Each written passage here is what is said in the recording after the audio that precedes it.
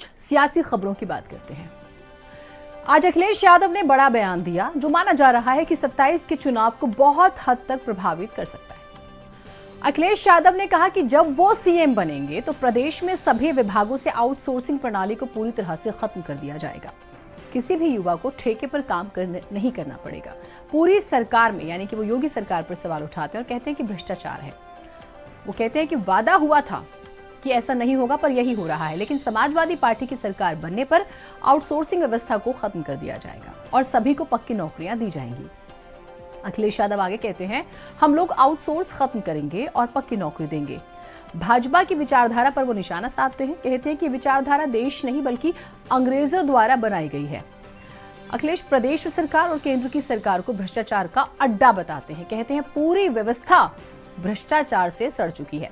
वैसे आपकी जानकारी के लिए बता देते हैं, आउटसोर्सिंग से सरकारी भर्ती का मतलब है कि सरकार अपनी कुछ या फिर सभी भर्ती प्रक्रियाओं को किसी बाहरी एजेंसी या कंपनी को सौंप देती है। इसका मतलब होता है कि सरकार सीधे तौर पर कर्मचारियों की भर्ती करने के बजाय एक एजेंसी को काम पर रखती है जो उम्मीदवार की पहचान करने, उनका चयन करने और उन्हें नियुक्त करने की प्रक्रिया का प्रबंधन करती है।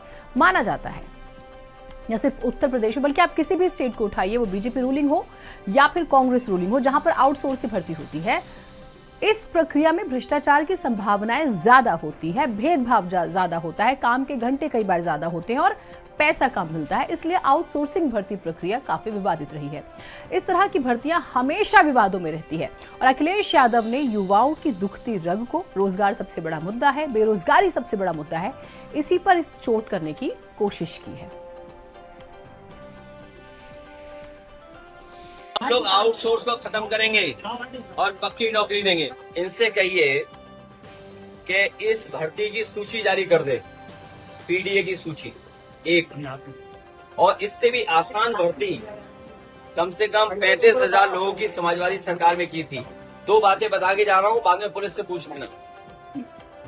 प्रमोशन हुआ था पुलिस में सबसे ज्यादा, कई वर्षों से प्रमोशन पुलिस का रुका हुआ था, प्रमोशन नहीं हो सकता था। इकट्ठा सिपाही को प्रमोशन दिया बिना परीक्षा के और प्रमोशन मिला हो, नंबर 1। नंबर 2, मेरिट से भर्ती। आप एक व्यक्ति ले आओ मेरिट की भर्ती का, एक व्यक्ति जिससे पैसा लिया हो। बात निकली है दूर तक जाएगी और ये मान लीजिए कि चुनाव आएंगे तो ये और ज्यादा बढ़ेगी। आउटसोर्सिंग